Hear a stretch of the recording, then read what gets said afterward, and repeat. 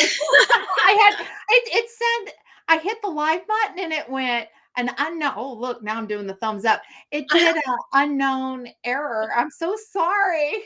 Something just tripped. Say hello to everybody in the Welcome. chat to make sure you guys can see us, but I think we're good now. What a day. What a day. Welcome to Talk About a Tuesday. Yes. Oh, I am so glad you're here. I'm Karma with Lewis Acre Farm, and this is my beautiful co-host.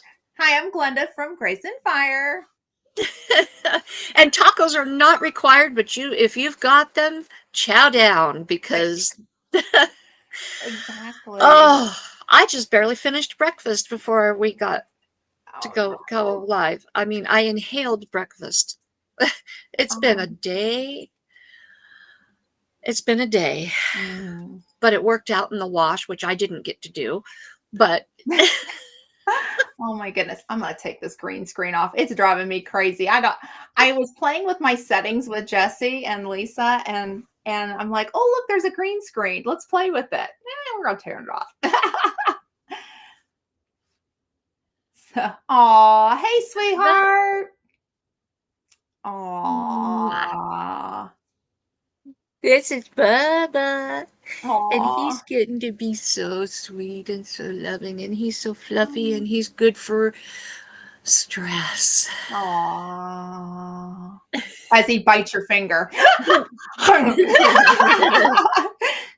Aw, hey, sweetheart. Well, Yep. it has been an eventful day here. I feel like I've just ran like all over. And I mean, it's been good for me. I have to say, it's been a really good day, but we've had a couple of appointments today.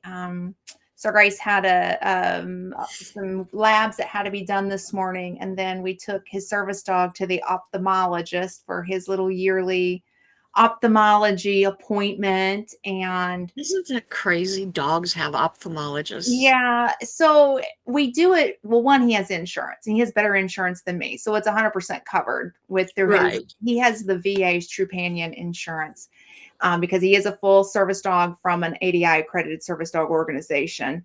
Um, but because he's a service dog, we do get his eyes examined by an ophthalmologist just to make sure that he is in tip top shape. And we got you're good to go for another year. His eyes are in great condition. Fantastic. Now, if he was a guide dog, which there is a difference between the two, she would have Right. retired him because he does have age related cataracts, but they have not changed since they initially came in. And we've been working with her for years. And that's been 2 or 3 years ago. They take images of his eyes Mhm. so they can compare, and no changes. He's good as gold. And she cleared him for another year for service dog train for work. As far as eyes, we're good. That's awesome. So, can they do cataract surgery on dogs? Yeah, they absolutely can. Yep. But his aren't Isn't bad that enough. crazy? Yeah, they can do anything with dogs that they can with humans. So there's even like we had an internal medicine doctor too involved. You think about that. Um, Crazy. so he gets treated for a disease. In humans, it's called Wilson's disease. In the canine, it's copper storage disease. So he has hey mama, he has a internal medicine doctor, and he also has a chiropractor. Now, I know a chiropractor who does humans and animals. Okay, I don't know It's a if good ours does thing. humans, but we know that that they do this. This provider is really good in the dog field. The other really cool thing that they do is they do cold laser therapy if there's an injury on an animal. Um, Mhm. he got his neck hurt a few years ago and he couldn't lift his head up. And so we took him to the chiropractor. And so she suggested cold lasers therapy to help him recover faster. And I watched his little head go straight up, and you could tell he was just feeling good, like his whole body was feeling good. Mhm. So last year I had bicep surgery, And my surgeon, my orthopedic surgeon, is the number one surgeon in Kentuckiana. I was so blessed by having him because I have full range of motion in my shoulder now. And Awesome. he recommended cold laser therapy. It's new to the humans, what this same technology that they do in the canine industry. It's new, well, I should say it's newer with humans. And so whenever he was like, well, let me tell you about it, I'm like, well, actually, the puppies already had it through, and I know it works. I know it's not some voodoo type thing, and it's meant to help heal, your body from the inside out. And I want full range of motion. And so, because of the dog, I went and got cold laser therapy, but not at the dog's vet hospital. I wish I could have. It would have saved me so much money. Humans were expensive, but with the doggos, no. Even what the insurance paid for that. Yeah, it's cheaper to be a dog and have cold laser therapy. Yeah, I'm sure.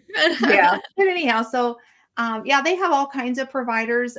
There's a cardiac center that we pass for cats and dogs. So if the animals are having heart attacks or heart problems, they can go to the cardiac center.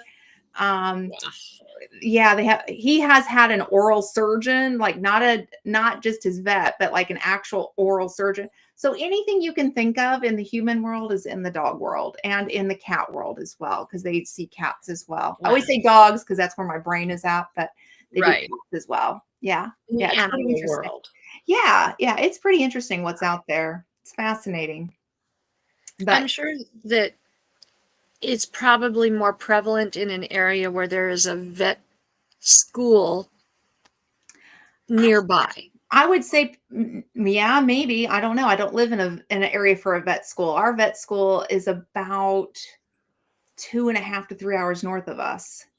Okay, but here in the Boise area, Yeah. our nearest vet school is probably in Washington. Okay. Yeah. Well, our Um, providers are more trained elsewhere than here because our big one is Purdue University is our big one. right, but you do have a vet school within driving range. 2 or 3 hours. I would But say that's I'd still like to driving see range. I'd like to see how in comparison, like what kind of specialties are in that area. That would be interesting. I know that they deal more with farm animals with Purdue University because Hmm. they're more on the agricultural side of things up there. Hmm. I would say it's probably because we go to a good sized city, and that's why maybe for our area with the city. If we live maybe like out in the country, oh yeah, for sure we just have your good old veterinarians and your farm veterinarians. But I think it's because we're near a city, a major city. What I'm finding is because I follow a lot of channels that are in Texas, near Mm. Texas A&M. Hmm. They're like this particular one I'm thinking of. They're 2-hour drive from Texas A&M. However, the veterinarians in their area are they have more resources Mm.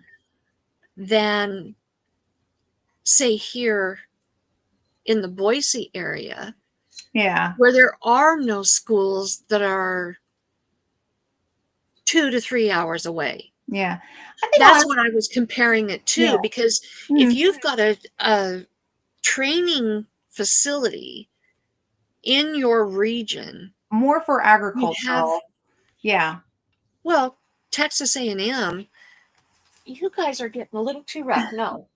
I would say more for Purdue is more agricultural than anything. Um, I don't know what other veterinary schools. So I'm just speaking to what I know. I don't Right. know what big one would be here. In our area, I would say equine Hmm. veterinarians are the big thing because you got to remember we have Churchill Downs here. Right. So that would Right. be your equine. There are a lot more here. But you know what I'll do is I'll ask where my veterinarians studied at. I'll ask them. I think that's a good question to ask. Where did you Yeah. study at? You know? But I don't think that necessarily where you study is so much has so much to do with it. I think what I'm getting at is that your location is relatively close to a teaching facility.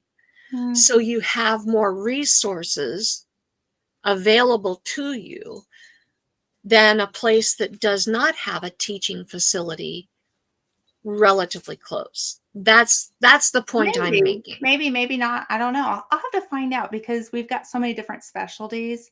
I'd be curious where they come from. You know what I mean? I would say it's Mhm. more of the city situation and that need within the city. Because I know, like when I lived out in the country, Aunt Lynn lives right down the road from one of really cool. I think he may have been trained at Purdue. I would give him that for maybe more of the county or the agricultural type things because he that vet that lives close to Aunt Lynn also sees goats and Mhm. chickens and horses and whatnot. I Yeah. think maybe for Well, those because in my area where I'm at, they don't like for us.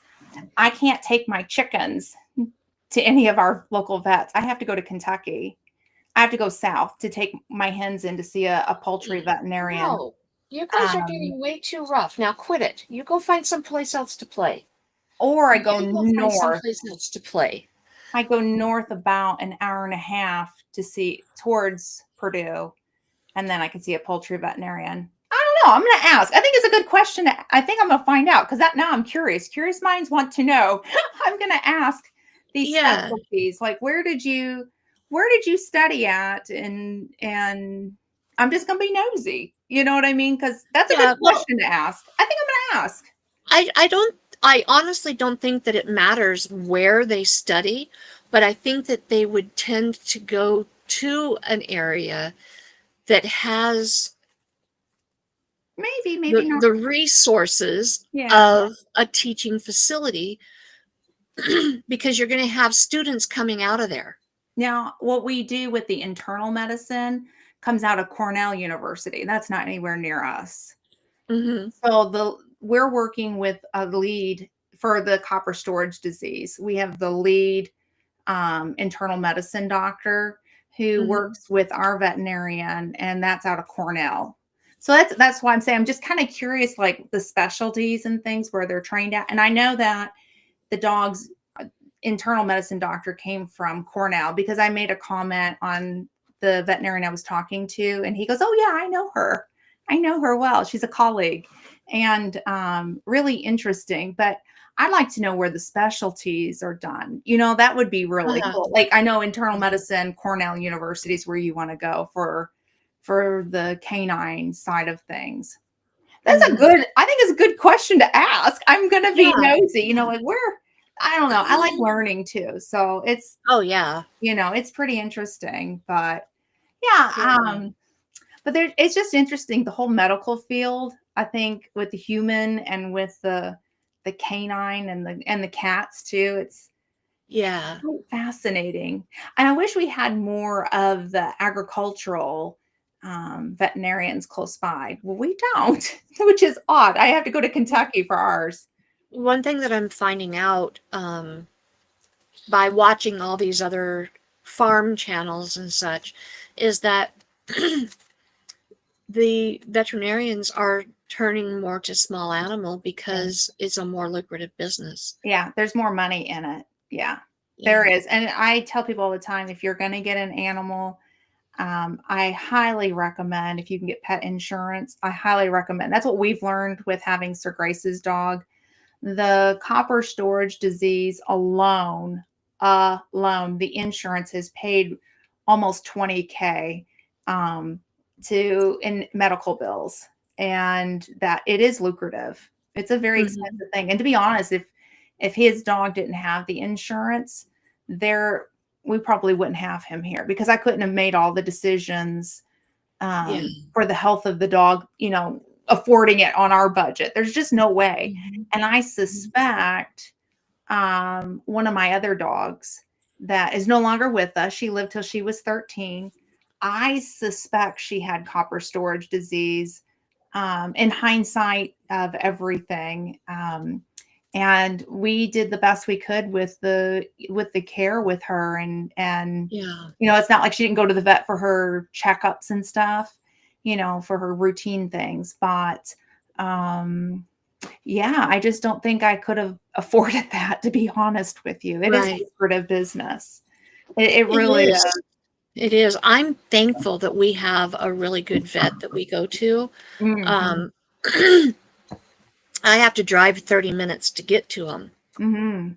Um, they're in a really small town closer to the border of Oregon, Yeah. and people travel from far to get Mhm. to them, and they're hard to get in That's like the one that because, Aunt lives near Aunt Lynn. It's the same situation. A lot well, of and people know him too. they don't charge Mm-mm. as much Mm-mm. as other vets. They Mhm. just a year ago raised the price for female cat spay to Yeah. $95. Wow. That's That's just raised the price to 95 yeah. for a That's female still spay. reasonable because in our area it's a lot more than that. That's a good reasonable Um, bet. I all of the kittens are sick. They came down sick over the weekend. Oh no. And Happy had a cabinet fall on her, and she was trapped under it for a few minutes before I could get to her. Ooh. And so yesterday, I had to take them to the vet. Mm. I did not take all 13 of them. I tried to grab one from each litter, but I Mhm. missed Bianca's babies. Mhm. So I ended up with 3 from Caroline's litter. You know what, Bubba? You are being too rough. Now quit it. Um, I took Bubba, Becky, Happy, and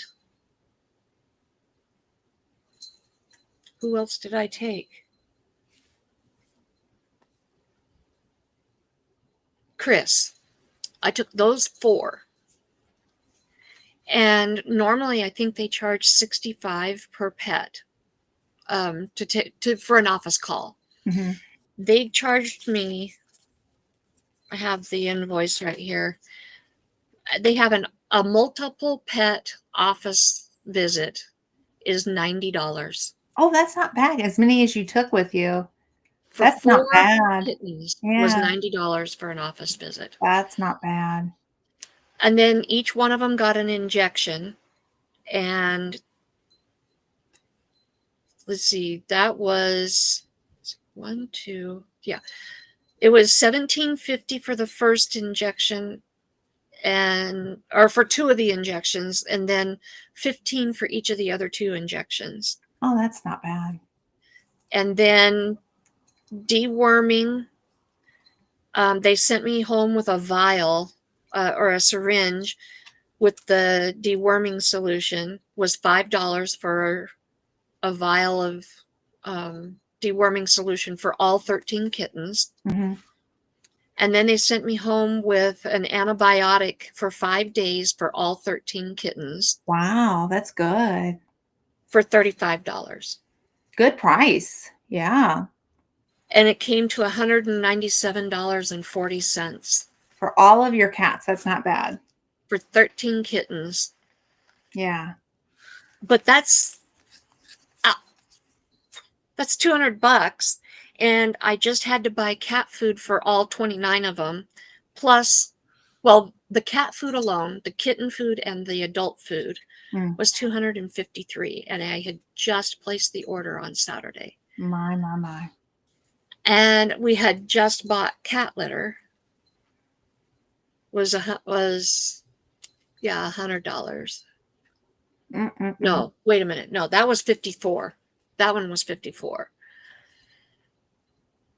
If anybody wants to help me out with these rescues, I would absolutely Yeah. treasure your You're looking support. for homes and need some help. Yeah. I Yeah. need I need homes, and I could really use some support. I Yeah. have a buy me a coffee account, Yep. and donations are welcome. There's memberships available. Yep. Um, the link's available on my channel. I don't know if I'm not Ronson's in. begging. I'm not begging. I'm If not, Ronson's because I in, will take care of drop these it. babies. Yeah. I'll take care of these babies whether I have help or not. Yeah. Yeah. But I just gave you an example of what I spend Yeah. to make sure that all these babies get fed. Now, to be fair, 6 of the cats are my personal cats, and we are probably keeping Talia. Mm. So make that 7. Mm-hmm. But that's still 22 cats Mm-hmm. that are not mine that Mm-hmm. I'm caring for because I'm not turning them back out to Yeah. reproduce and to fend for themselves. Right. I Right. won't do it. Right. Right. Ronson, if So, you're in, drop the link. Because I can't get to it right now. If you could drop the link, I'd appreciate it. Well, let's see who's in the chat so we can say hi to everybody. And first in was Miss Becky Benton. She said, hi, everyone. Hey, Becky. Thank you so much Becky, for being here. And did you get an apple pie from my mom? An apple pie? Are you talking to me, mother? If that's from where's you, mine? where's our apple pie? I didn't know we were getting apple pie. She probably forgot. And speaking of her, 'cause I'm harassing her. Hello, ladies. I'm cooking Hi, dinner. Lynn. Oh, that's my mother, Anne. Anne. Yeah, my mom is Anne, that's Anne. right. So, hey, The mama. one Lynn has it says her name on the front. Yes, it does. My bad. Sorry, Yeah, Anne. that's okay. And then next in Hey, was Joe. hey Joey. I'm so glad you're here. Thank you so much for being here. And everybody's saying hi to everybody. And Mr. Randy slipped on in here. Hey Randy. Hey, Randy. I hope you're Randy, having a I yes. have a question for you. I have not heard from you. Gave your prize to Melita, I believe is her name, and I mailed that package out, but I never heard back to make sure that she received her package. Do you know if she received her package or not? Well, last week Alfonso gave his I'm not sure I can say who it was to, but it went out today. He paid it forward. So Yes, he did, I and don't know if I'm allowed to say who, but somebody I maybe. have not been able to mail that one out yet, but I do have the address and I will be getting it shipped. Oh, so he can There's pay it a forward whole too. fiasco Yeah. that's occurred in my life That's okay. since That's then. okay. So I Well, have not been able to get to the post office, but I will. oh, there it is. There it is. Thank you, Thank you, Ronson, for Ronson. helping me out. I appreciate that. Um, I didn't know. Okay, so you got the same one. I'm not sure that we're supposed to say who it's. I don't know if it's a Yeah, surprise or not, but or he paid it forward, and he that was paid so it forward. sweet. I watched the whole interview. So Grace and I made a comment and I said watching the live or something like that. Yes. But I didn't go back and say anything. So I thought, well, gosh, I'm going to be on the show tomorrow. I can talk about it.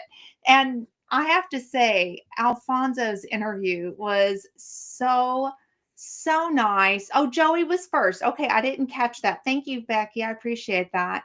Um, and then my mom says lots of hearts and lots of love.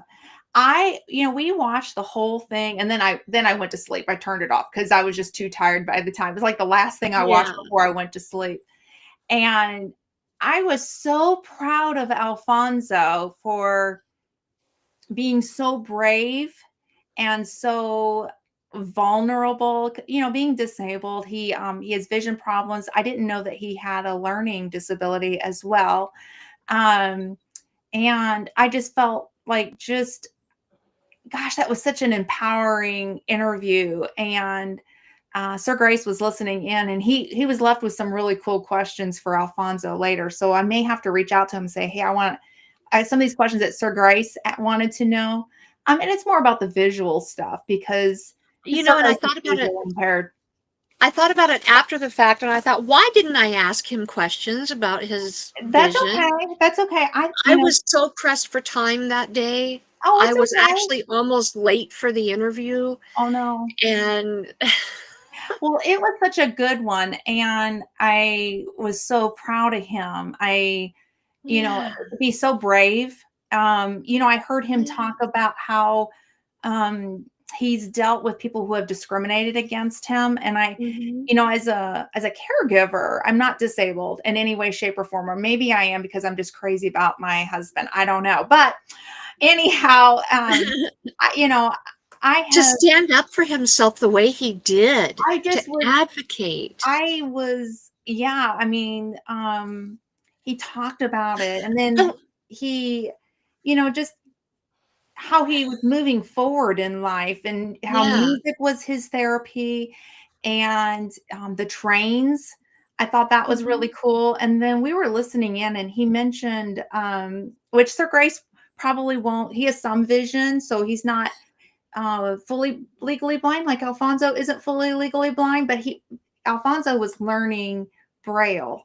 And he Mhm. made the comment how that there is a 3D printer. I don't know if it's a nonprofit or a company. I was a little bit confused on what it was. It does, it's a .org, so Okay, I'm so it's assuming an organization. Okay. yes, And and so they offer free services for 3D printing yeah, to I the thought that blind. was so cool, and he was showing the different things, and then he was doing his braille, and Mhm. I just thought, "Oh, I love that." But, there were Sir Grace had some questions, and just to see if maybe he could, touch in on I think maybe that camaraderie type, thing, like, "Hey, had you thought about this, or have you tried that?" Or what, like and more of a learning, like, he wants to learn from him, kinda like and maybe share some Yeah, insight.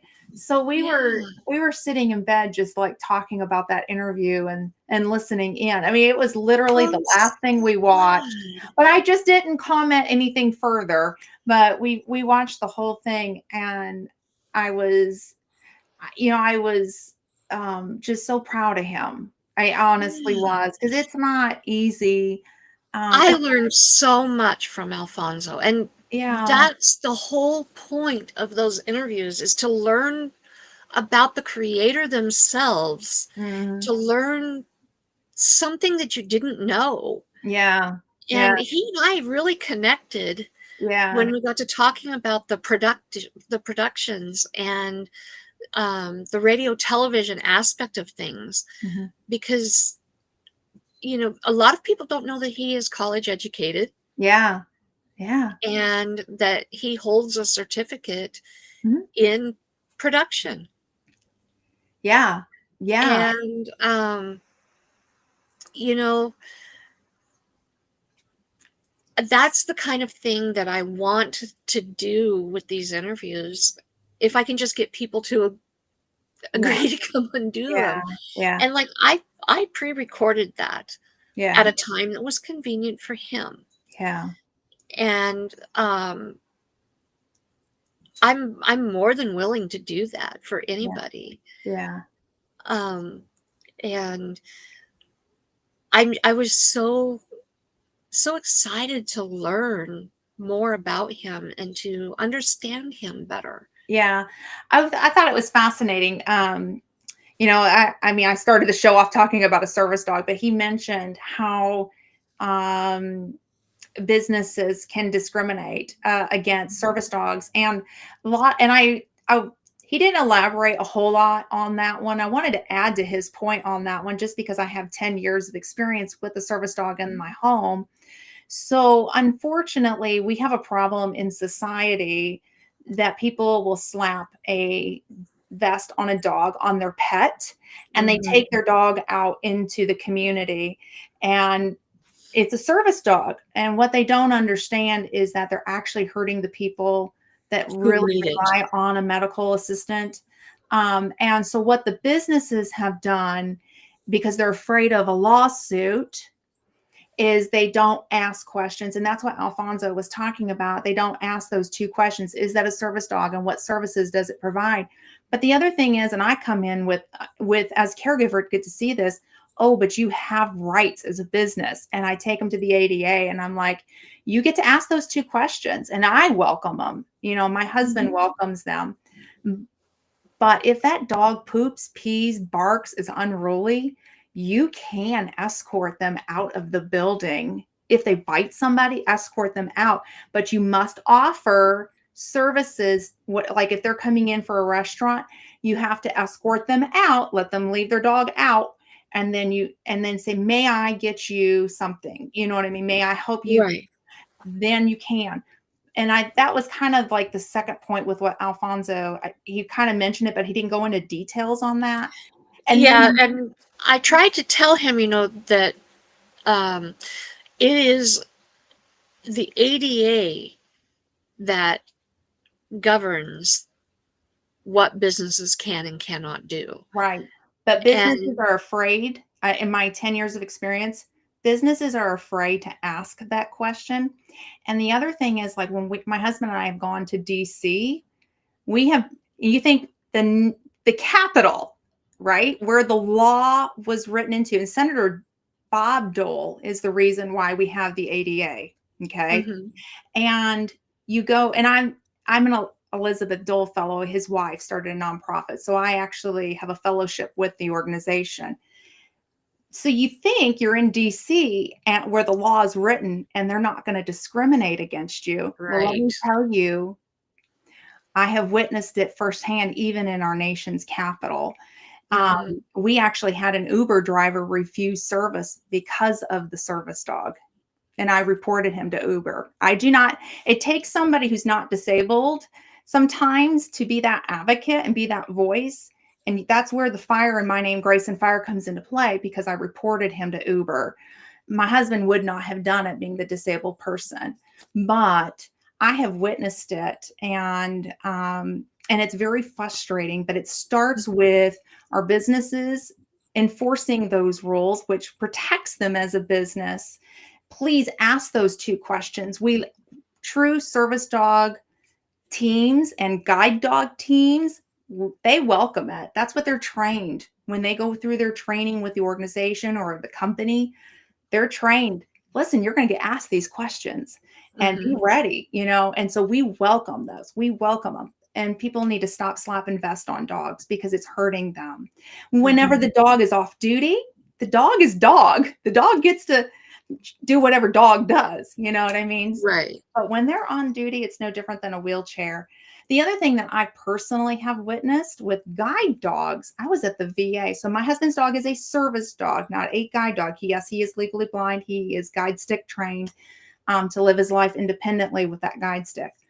But I was in the VA at Starbucks, like they have their little proudly served by Starbucks. And there was a VA volunteer that went up to a guide dog and started petting that dog and talking to that dog. And the guy had problems with his hearing. He had his hearing aids on, but I don't think they were turned on. I don't think he knew. And that dog turned and about knocked the blind guy over. And I caught him and I yelled at the lady. I said, get your hands off that dog. You don't touch that dog. It's no different than you touching a wheelchair. You're going to knock this veteran over. I mean, I was mad. I got right up in her Oh, face. I know good I for was beat you. red. I was beat red. But I'm like, you do not touch a dog. You don't talk to that service dog. You don't touch that dog. That is, it's like going, Never. hey, little wheelchair, how are you, wheelchair? Let me pet you, wheelchair. That's exactly what you're doing. Exactly. You don't ever, ever, ever, ever touch. I don't care if it's a service dog No, or if it's a family pet. You don't touch a dog no. without asking the owner. Yeah. Those That's how trained, people get bit. well, guide dogs and service dogs are not aggressive. True. Well, So but that's I'm their I'm thing. just Well, yeah, in the I'm just pet bringing world, it down to reality. You in the don't pet approach a world, yeah. dog without asking the Mhm. owner, Right, "May I touch your dog?" right. If you see a guide dog or a service dog that's fully trained, don't even ask. Because it's like, to us, we hear, "Are you want to pet my wheelchair?" That's what we hear. Now, if it's in Okay. training and it says in training, I think that that's okay, because what they're trying to do is they are trying to socialize that dog and get that dog ready. But I tell people, don't even bother asking. But I was so, I kind of heard Alfonso bring that comment up, and I thought, oh, let me speak from experience on that one, Alfonso, because I can pick up the rest, because I've got 10 years Yeah. worth of this behind me. And I think too, he was referring to individual states, and Mhm. there are probably some individual states that take it a little further. So But each state has their laws, and they're all pretty similar to the ADA guidelines. Because one of the things with Canines for Warriors, which is where the dog comes from, they have to educate each of the veterans on all of the states because they're all over the United States. They're all very similar, but what yeah, the problem is that businesses, it's not so much the state level, it's at the business level for chickening out thinking that they're going to get sued. And that's not necessarily true. Businesses in every single state have rights, yeah, and they can escort out. And that's one of the things that's taught when you go in and you learn, and or when you go to a nonprofit or you go to a company to learn about the service dog, they're taught. And then the nice thing that Canines for Warriors did is they educated the spouses as well. We yeah, got letters that came home and explained all that, so we could advocate and be a voice if we have to. yeah. Um, I think though that he was probably mistaking public uh, sentiment mm, and public outcry yeah, for state law. right, right. Little bit muddy line, but the businesses need to step up. That's a nationwide Yeah. problem. Um, because he was saying that in New Mexico, that if a business dares to ask, that they'll be shut down and run out of That's a business. public perception because That's a public, exactly. That's what my point was, is yeah, that it's a public maybe perception. maybe there have been businesses that have been shut down, but I think that's more of a public outcry shutting them down, Right. And not that a is, state law. and again, that goes back into people slapping a vest on and thinking that they totally Yeah, understand the ADA, and they don't. That right. it goes back into the person slapping the vest on. I hate to say that, but I'm going to call those people out. That's where we have the problem in this community. And at some point, I hope our country um, addresses this. Like, I would love to see, honest to goodness, like, you know how you go get your driver's license Hmm. and you have to, like, prove that you can drive and you know the laws. And, Uh-huh. I would love for something like that where we can get an official card. So, Becky, emotional support animals are only for if you are needing to rent a property. That is what it is. It's so you can get a letter from your doctor. And if you're renting in an apartment, that's the only thing. They do not have the same rights as a service dog. And I know the airlines are cracking down even on emotional support animals because a lot of people don't have their emotional support animals trained to be on airplanes. Now, I will say I did run into one that I thought was a service dog, a true fledged service dog. And it was right before American Airlines changed their rules. And the lady was honest. She said, "You have a service dog. My dog is an emotional support." But the way that that dog behaved on that airplane when he saw my husband's service dog, it fooled me. I will say it, I've seen one dog in 10 years that's an emotional support dog be as well trained, one. But American Airlines has since cut down. And the problem with the flying, according to American, I'm not speaking for them, I'm speaking what they have told me, is that there are many times that these dogs get up into the air and they become aggressive, they bite, they are unruly, they pee, they poop, and they have to land that plane at a different airport and escort the people off. So I know that they have cracked down on that one. In fact, with American Airlines, we had to fill out a form listing the service dogs organization and submit the rabies certificate. And then we were given a case number. So when we fly with American, I have to pull that case number up to say that we've already filled it out. In fact, we're getting ready to fly again in August when we go on our cruise, and I'm going to have to find out. It's a different, I'm not going to say which carrier it is, but I need to find out what the carrier requires as far as for the dog to fly on that airline. But I usually fly American. That's the one that, because of where I end up going with the work that I do as a volunteer, I usually use American. And yeah, so they've even cracked down. But emotional support animals do not have the same rights as a full-fledged service dog. But now they do have their purpose. I mean, because I think, people who have anxiety and living in apartments, if that's what comforts you and you feel at peace, I don't think you shouldn't have it. Alfalfa is a post-traumatic stress dog for me. Okay. That's what I was going to bring up, because there are people, I also deal with PTSD. Hmm. And what about when, for example, going out into the public Hmm. and you happen to have your animal with you? Hmm. Um, Now, I have had just a tag Hmm. for my dog when I used to use her. Right. I don't hardly ever, ever, ever take her anywhere with me. Right. And very rarely took her with me. But when Mm. I did take her, I had a tag um, on her harness. I didn't ever use a vest, and I Mm. differentiated between it. And she was also very well behaved. But I didn't ever pass her off as a service animal. Right. Right. I know there's those who do, Right. Right. Not the same thing. but if you're using the emotional support animal as a comfort when PTSD strikes, So they do have training for PTSD. PTSD under ADA is a service animal. However, must be trained. So there are 400 hours of service dog training put into the dog per task, per task. And so if you have your dog trained properly for PTSD, yes, under ADA guidelines, that is considered a service dog, but must be trained. If you're just kind of going, oh, it's just comforting me, because comfort is not, that's an emotional support. There is a, right?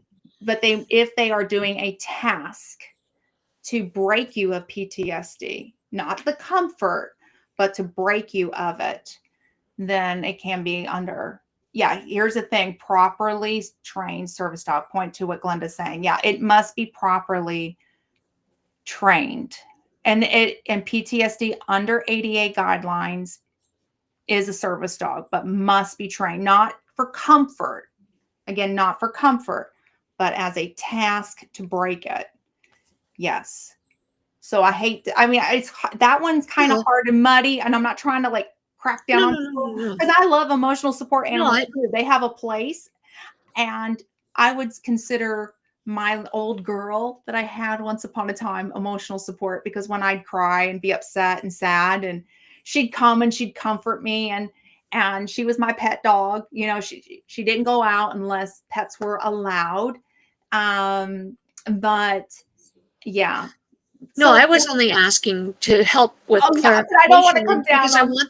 yeah, I don't wanna No, come down on people with emotional support, but no. I'm for clarification, but sometimes we would travel, yeah. and we would have to go to a motel, Mhm. and Not the not the same. You'd still have to sign a pet policy and, be charged. Now with the service animal, no, we don't. It's against the law to charge a we fee. would we would clarify to them that Right, she was an emotional support animal, and right. they would not charge us a pet fee. Right. And I'll be But honest with you, I've traveled with the service dog and with our pet, because we've gone to pet friendly too. And I've gladly paid for it, because I'm like, listen, he's a service animal. You can't charge because of him, but you can charge because of her. And I've paid it. I am the first person to say I just don't have a dog right now because I'm still kind of in that. I miss my girl was my favorite. The one that we put down, the last one. My mom will even tell you she was my girl. So I'm still in that kind of, it's been some time. And so, but when she was alive, I very much said, my pet stays home. But whenever we traveled, I paid for her. We always went to pet friendly places. And it had nothing to do with the service dog. We did it just because of her. There is a huge difference. Now, let me tell you, I thought I trained my dogs. I had 2 girls. I thought I trained both of my girls really well. Mm-mm. This dog has taught me I didn't do as good. Yeah, depending on the hotel, they'll charge for, well, they will charge for emotional support animals because they're not protected under the law, Xander, as a service dog. And a service dog, they cannot legally charge you. And let me just, Sir Grace and I, we were talking about this. We went to a resort, a very big resort for our 25th wedding anniversary. It was our gift from us to us, and it happened right during COVID. And so they knocked the prices down. I'm like, if we're going to go and check this thing out, let's do this while it's crazy cheap because nobody got out, right? Because of COVID. And so I left Sir Grace. This place is huge, huge. So I left him and the dog in one spot. And I said, I'll be right back. I'll check us in, and I'm thinking, okay, we're going to go. We're having a good time. This is our 25th, and we're staying in a resort and we can afford it because, COVID prices. The lady is sticking one of those pet policy things right under me. You must sign this and you have to pay $50 a night. I'm like, oh, really? This is a service dog. And I said, you cannot legally do it. And I pulled up ADA guidelines and I went, bam. I said, if you want to challenge this, I will take you down. Trust me. And she goes, well, I just have to make you sign it because it's our policy and this is a pet. And I said, okay. So I pulled the Karen move and I said, get me your manager. And the manager tried as well. And I said, I'm going to tell you something. I'm not afraid to get a lawyer, and the service dog organization has lawyers to back them up. And you better be ready for a fight. And the next thing we knew, our room got upgraded to a suite. And it was gorgeous, but don't mess with me. Don't mess with me because that is a boundary crosser. Now, if I brought my pet, different story. I'll pay. I'd pay. I'm not afraid. Yeah, used to work at a hotel, and a bit we didn't charge for support animals because the company was being nice. Well, that's nice. That's nice. I'm glad that you have a good company, but legally they can charge.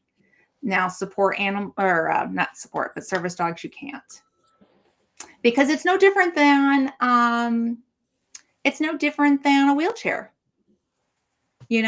Or a walker. A walker. Or an oxygen tank. And I want to know, do you charge for that or not? You know what I mean? But anyhow, I didn't mean to go down that tangent. I hope that helps, Becky. No, it's a good conversation to have. It is. Because there is a lot of misconception out there about, There is. And we're getting down to the wire where this cruise that we're taking is going to be the dog's last big hoorah because we are getting close to retirement with him. Now, with that said, he's, other than the copper storage disease, he's super healthy and he plays like a puppy, and he still does his tasks. He still passes with the public access tests that are required by the organization. Everything is good to go. We are good, but we're also being realist, and he is an older gentleman, and we don't necessarily want to fly with him a whole lot more after this. So this will be his last big hoorah, and our thank you to him for his service. He has saved Sir Grace's life so many times. In fact, just kind of forgive me if you ever see me mute and you're really serious, Karma, like last week talking about prayer, and I'm trying not to laugh because the dog is opening the door to come in to get me, and the way he's doing it is making me laugh, and I can't get up just to go do what's wrong. The dog is smart. The dog is smart. He will come and he will circle me if there's a problem. And so I have to pay attention to that. If you ever need to go, just give me a thumbs up or something, and and you leave if you need to leave, because Sir Grace comes first. Well, I apologize if I seemed like I was smirking while you were being serious. Oh, no. But he was opening the door, and I'm like, and the way that he was doing it, I knew everything was okay because I can tell. But Yeah, he demanded to come in, and he sometimes has to check on me. Wanda and Kendra, I'm sorry. Oh I yeah, saw you sorry. come in, Let's say Kendra, and hello. I didn't interrupt, Kendra. but Hi, Kendra. And hey, Wanda Wanda. Henley. I caught you live the other night. You were on my TV, Wanda, and I just saw you guys chatting away, and I was in there for about 10 minutes, and I need to go back and smack that like buttons and make a comment on your video. I got to do that after I get off here. But I did watch you guys for a little bit the other night when you were live. And then, of course, if you could please, whichever one you're on, smash that like button, please, because Nightbot's doing it for me. And now Nightbot needs to go over. Hey, Nightbot, go over to Lewis Acre Farm and smash that like Hey, button too. if you are on my channel, um, which to clarify, which we didn't do at the No, beginning, we didn't. Go this ahead. Go ahead. is actually my show. It Glenda is is. hosting it right now, um, uh, because she has Restream. Mhm. Um, but if you are on my channel and you type exclamation blessed, Nightbot will drop your link if you have a channel. So, Awesome. Awesome. Awesome. And then we got my second service dog while I was still working with my first. They pick up one another's habits and often repeat things that aren't trained in the training courses. Yeah, I have heard that before. I actually asked Sir Grace what he wanted to do, and he has made the request that we take time. Um, and I'm going to go with whatever Sir Grace wants. I'm not going to yeah. go into his disabilities here because that is private. But I want to make sure that I allow him to be in charge of how we get the next dog, timing and all that goodness. But I've heard that actually before as a recommendation, and I actually did present that as a suggestion to him. But we are going to take some time. But the dog is still healthy. The dog is still healthy, so we're not Yeah. saying goodbye to the puppers anytime. At least let me get that's real wood I'm knocking on because I want the real stuff. But yeah, Wanda, just try typing in exclamation blessed and see if um, it works. if you're It on did for Kendra. now, if you're on Grace and So, Fire, which I think she's actually on mine, pop oh, okay. over to Lewis Acre Farm because it's not going to do it on mine. Or yeah, because I've got mine all messed up and I'll get mine fixed. But let's see here. So I see this comment. You must have gotten your soaps. Was it soap that you won? What did Kendra win again? She won the elderberry syrup. Elderberry. Oh yeah. Yes, and she was sniffing it all over the place when she opened it on her live. Oh my gosh. Oh my goodness. It wasn't it just heard me break the note. Oh yeah. Oh yeah. I saw that Jesse got his soap butts. Yes, he did. Hi, sweetie. Let's see. I was still in This school, is so I had Chris. them. Yeah. Chris is saying hi. Hi, Chris. You a cutie patootie. Let's see here. So, yeah, so you were in school when you had your first one getting older and it was time to retire. Yeah. We are at that point where the organization did reach out and have a conversation, and they said to Sir Grace, when you're ready to retire, we support you. It's a whole thing, a whole process that they do legally and with the organization. So he already has that support, and they're ready to assist him when he's ready for a new service dog. All we have to do is resubmit the Mm. doctor's prescription for, Wanda, you've got an X in there. Take the X out and and then try again. and Becky, can I also make a suggestion? I'm sorry. How would I get an alfalfa in classes for that? I recommend ADI service dog organizations just because they've already gone through the accreditation. Like flying is a federal thing, so you have to go through TSA and all that. Or public transportation. I mean, that's like top notch. if you type in ADI, and then I'll just type it in the chat, ADI service dog organizations. I recommend going that route.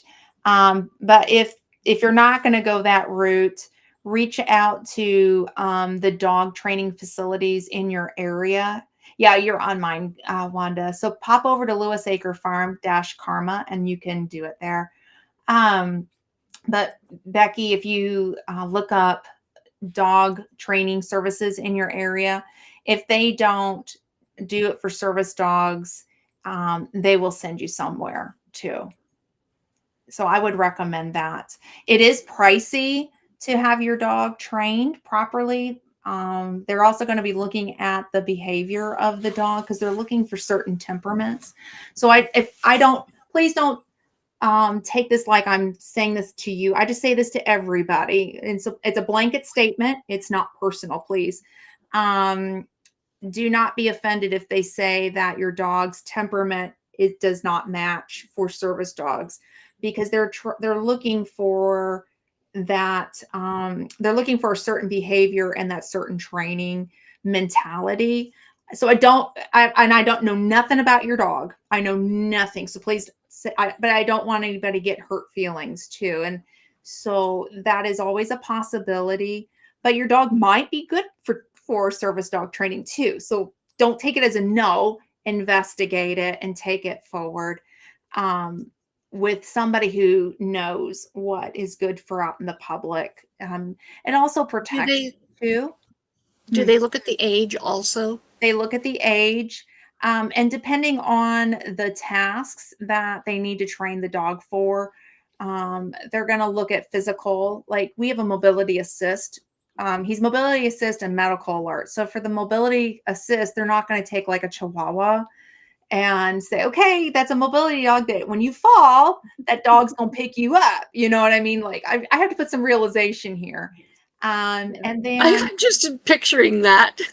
here's your mobility assist dog, that little itty bitty chihuahua gonna pick you up. I'm picturing a little teacup chihuahua helping like Ronson, who's 6'3", There you go.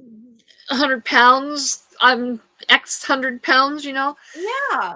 So, Uh, I just have to say these things. it's humorous. I had another veteran several years ago on a service dog, and he had a poodle, and it was a miniature poodle. I do not recommend the service dog organization out. They do it they did. I think they got disbanded, but I will not say which one it was. But what I will say is I had mentioned the veterans' disabilities, and I said we are looking for one that could accommodate and teach. And they said, oh, the veteran has a poodle. And I said, yes, it's a miniature poodle. Oh, well, we can train the dog for a mobility assist. And I laughed and I hung up on them. And I said, no, ha ha ha, click. And so, yeah, I don't think they're around anymore. Mary with Blessed to Crochet Yes. has quite a story Mm. about how they went about getting a service dog, and mentions about you have to be extremely careful who you go through. Mm-hmm. They were out $15,000, I believe. Or no, it wasn't 15,000. That's what it was going to cost to get their dog for their daughter. Mm-hmm. Well, that's a They good were price. out a number. Yeah. They were out a number of thousands of dollars because of an organization, if you want to call it that, who scammed them. Yeah, and they were closed. That's why I recommend ADI, because of the certifications that have been put into place for them to get that. Hey, Ginger. Ginger, hi. Mm-hmm. And yes, this I need to point this out. This is what we're going through right now. That we're getting full checks because of that exact comment. They look at the hips, they look at the shoulders, they look at everything to continue for our dog to keep working. And so he's still doing good. He's up there in age. We're realist, but he is good. Um, what I will say, the service dog that Sir Grace got his from, 15,000 is like a drop in the bucket for how much it cost to train the dog. He was, and this was years ago, it was 25,000 to have the dog trained.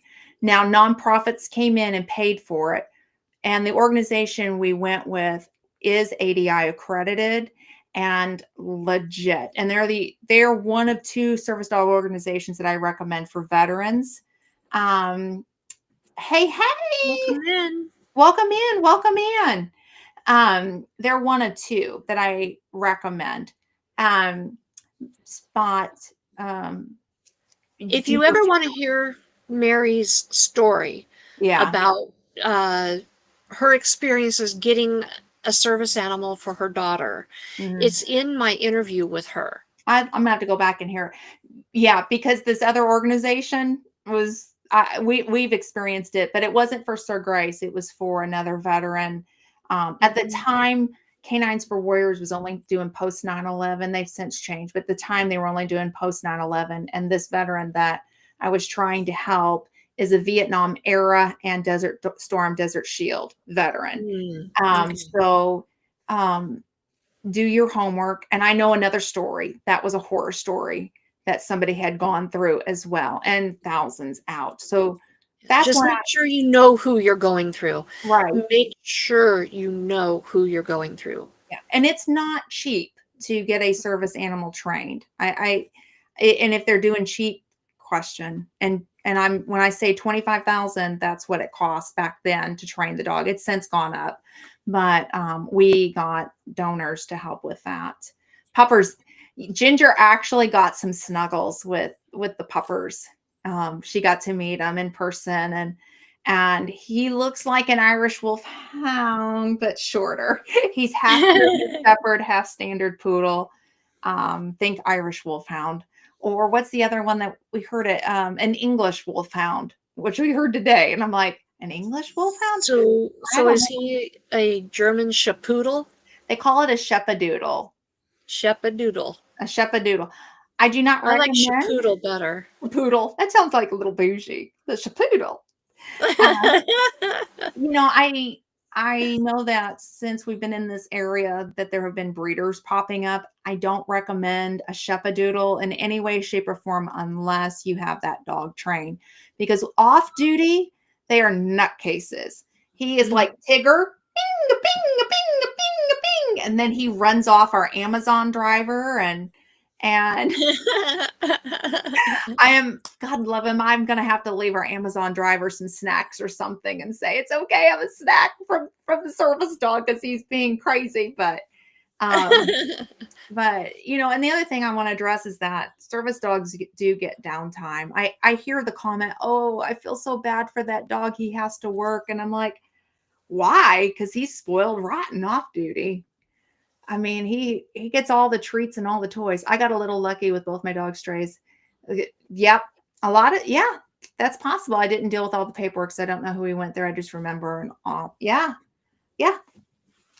Canines for Warriors uses dogs from the shelter too. If they meet that standard set of rules and requirements, yeah, a lot of them are from service dog or from And shelters. what a wonderful way to save a dog. Hmm.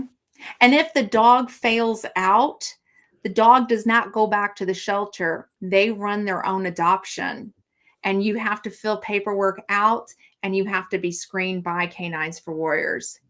So, That's cool. yeah, yeah, it's a really awesome program. I got to actually talk to the founder. Her name was Sherry Duvall. She unfortunately lost her battle with cancer. But when Sir Grace went down to Florida, it was at the original house before they built their big campus. Hmm. Um, and I was a little concerned about sending him on a plane by himself. And she assured me that she would be right there for him and she would check in, do her little mom check-ins. Everybody called her mom, and she was amazing. She was right there for him, greeted him when he got off the plane, hugged him, loved him, welcomed him into Canines for Warriors, and she did her check-ins with me. Hey, he's good. He's good. He's good That's about awesome. this. And I wish I could have met her in person. Hmm. She was very lovely. And yes, may she rest in peace. She was a hero. She started the organization um, because her son, Brett, um, worked with the army. Now, he was not in the army, but he trained the dogs out, the military working dogs. He trained them, and he went to Iraq, and he embedded with the army as the dog trainer. And he came back with PTSD and was having problems, but couldn't get the services as if he was a veteran, right? Or service member. Hmm. And mom said, "Hey, Brett, had you ever thought about training service animals for our veterans with PTSD?" And that's how the organization began. It's Oh, because that's he awesome. knew he could do it, he could train the dogs. And yeah, it was born from then. And they have corporate sponsorships. Sir Grace's Puppers is sponsored by Johnson and Johnson. That's who paid for his training. Nice. Yeah, it's really interesting. I am so sorry I've gone down this down This this has been a really, really informative conversation, and I think that a lot of people will benefit it from going back and rewatching. I hope. And You a lot of service dogs lead to better lives than regular dogs. Oh yeah, for sure. know, This just dog, think of the pampering that they get oh, he goes to to the keep them in groomers. top life, Yeah, top he top goes to the condition. groomers, goes to the doctor. He has walked the red carpet. I have to share this thing because, like, this dog has done it all. He has met so many people and has been loved on by so many people. He stuck his tongue down Senator Elizabeth Dole's mouth. Ew. I looked at her and she goes, "Glenda, you've been to my house. I'm a dog person. I've met both of her dogs that she had. Well, at the time, she had two, and one of them has since passed. But she said, you've been to my home." And I'm like, "Yeah, I have." But I was like, "Oh, he's So he stuck French kissed a senator. right in the mouth." At least it was a good one because I love her to pieces. I can't say enough good things about Senator Elizabeth. Anyhow, and then has been loved on by Chef Robert Irvine. On the red carpet, he met Lieutenant Dan, Gary Sinise. And so then when I met Tom Hanks, I said, "Well, Lieutenant Dan loved on him, and we've got a picture to prove it. Can I get a picture too?" So he's gotten his picture and um, with Forrest Gump, as I like to say, and has been loved on by Forrest Gump. Uh, Oh, yeah, wow. he's some hot stuff, and we travel. Listen to you name dropping. Well, yeah, I mean, I do some volunteer work within the community. The I reason, know, I'm just oh, that's harassing okay. you. The reason he got to meet uh, Gary Sinise and Chef Robert Irvine and the Beach Boys, and he's been loved on by Medal of Honor recipients, which are pretty cool too. Um, Yes. it's because we had our story filmed, my caregiver journey, and I was representing the Air Force Association's Wounded Airmen program, and they were raising money for the caregivers of our airmen, right, Mhm. to be able to help support in that way. And so we flew to Dallas, Fort Worth, Sir Grace and I, and one of my kiddos, and they shared our story in front of 5,000 people. So, Wow. and then that wasn't including what was online. And so then immediately following, I had to give a speech in front of all 5,000 people. And when they filmed my story, I was crying. And of course, it's the ugly cry. And I'm standing backstage listening to this because they let me preview it. So I knew what was coming. And Chef Robert Irvine was backstage, and he's a happy cusser when you get around certain people. But he kept going, in love you. I love you. I think you're awesome. And he just kept making me laugh because he knew I was listening to my sound and I was crying. And I'm like, why did they film the ugly cry? Why? Because they hit a nerve with me and and they filmed it and they used it. And so how am I supposed to go on stage? So the gentleman that introduced us, he said, I wish you could see what the families go through backstage because I got to experience that with our next couple. And so Sir Grace and I and my son, and then our representative from Air Force Association, we all walked out together and Oh. gave a speech. So that's why I got to Hey, do it. Lori. But I'm not name dropping because of me. I'm just because the dog is cool, and I I get to know hang out that. with this rock star, and I'm I'm just his fan club, and I just give him treats, and I just keep him all like calm down. So, but yeah, they it's cool, and so I like to laugh that the dog is snacks. Made my cat look like Cinderella. My cat's greenies are snacks. Dogs got strips of cooked steaks. Oh yeah, our dog gets really good stuff. I wish StreamYard would show what that is because I know what that emoji Yeah. is. He's waving. Everybody's going hi hi hi hi hi hi hi hi hi hi. That's from Xander. I like to do that to him. Spoiled working dog. Yeah. That was Lori from It All Adds Up that was doing all Oh, the. was that Lori doing that? Oh yeah, it was Lori. Oh, I'm sorry, Lori. Lori, that's a hi hi hi hi hi hi hi that Xander does. But the dog is cool. Yeah, the dog is Oh, he is cool. our treasured home is here. Yes. I've missed our treasured home. Let me go back up in here. I'm not seeing our When did you treasured home. sneak in? I don't see our treasured home. Wait a minute. There it is, right down there. She's paired. Now come in, Oh, Nancy. I didn't see you sneak in. hey. Thank you for being here. Ah. There it is. I found it. There we go. Yeah, but Mm. anyhow, so this dog is like the cool thing. I mean, it's amazing. Hi, sweetheart.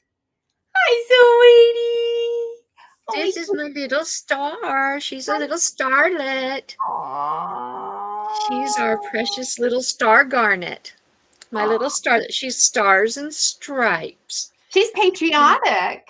Yes, she is. She's got a stripe on her head. So she's a Aww. stars and Oh, stripes. oh, sorry. I'm touching things. Quit touching things, Glenda.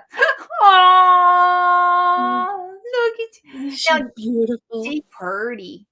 She purdy. Sweet. Minnie Minnie Pearl looks like a cat that I once had. Minnie's around here somewhere. I don't know. She's probably in the bathroom asleep. Aw. Oh, look, here We we go go. in there because it's cool. That's for Xander. Sorry, I always have to like make sure we get Xander. Somebody just came in my house. Oh, you need to go check. No, it's coming in here. Oh, Found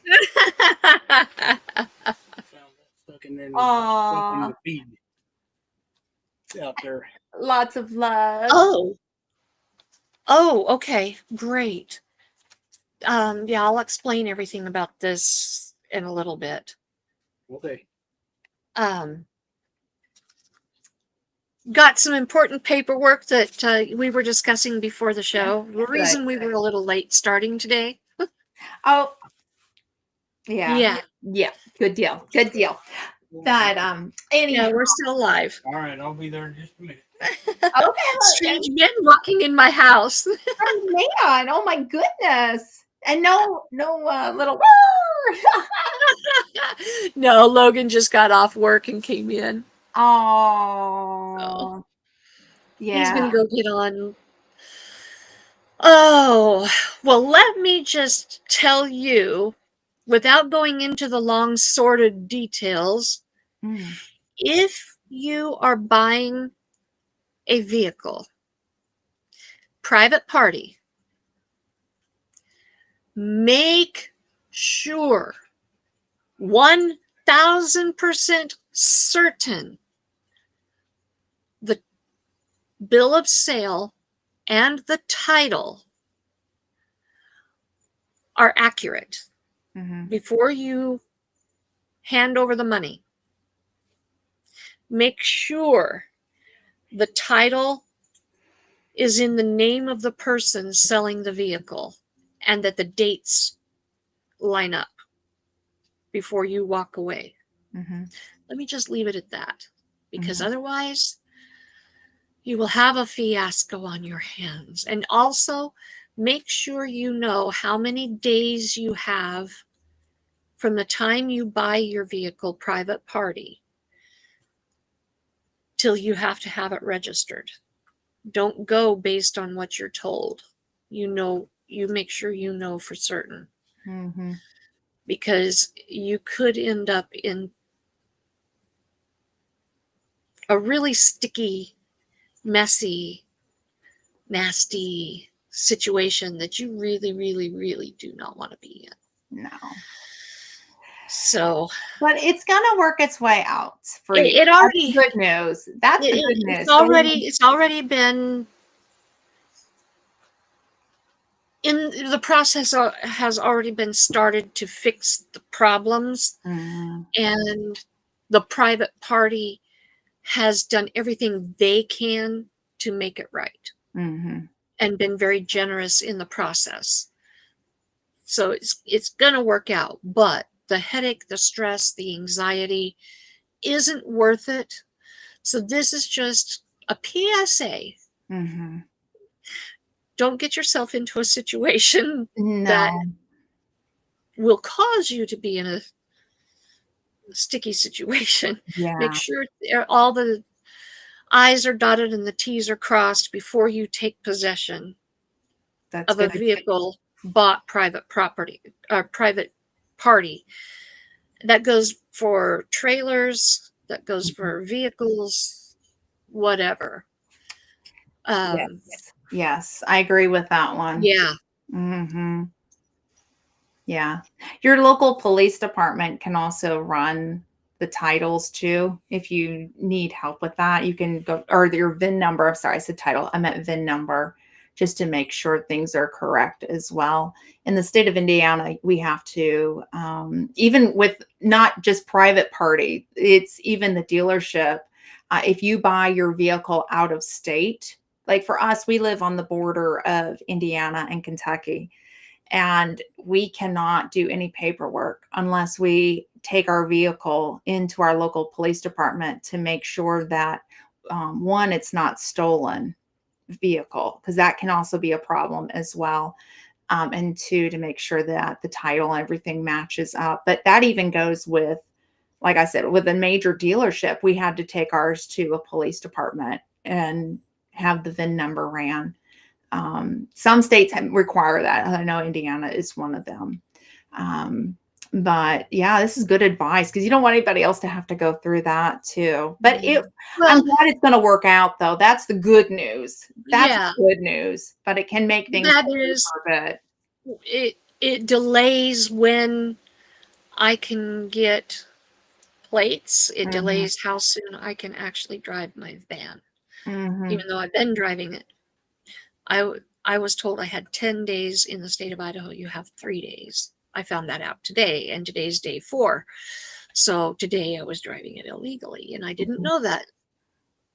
Well, I'm glad you know now, and everything worked its way out. That's good. And, Right. and then the And rest I is feel like that. bad too for the guy that actually sold me the van, because he was put into a bad situation by his partner. Hmm. His Hmm. partner left him in a real pickle and he didn't know it. Right. Right. And so now it ended up costing him a whole lot of money that he Right. should never have had to spend. Mm, yeah. But he's doing everything he can to make it right for us. Which, I mean, you gave me that list and I was like, wow, that's more than what a lot of people would do. I mean, he's really And working that out, and God's he's, got to have this all taken care of. I truly believe in a God bigger than yeah, all of this. And yeah, it sounds like he is in control of the situation, and you are going to this is going to be behind you, yeah. and you'll be driving that down the road in no time. Let's see. Dealerships are getting vehicles with the wrong VIN. Yep, that's happened as well. I've seen a few news channels doing articles about that. Dude went to get an oil change and found out his truck was stolen.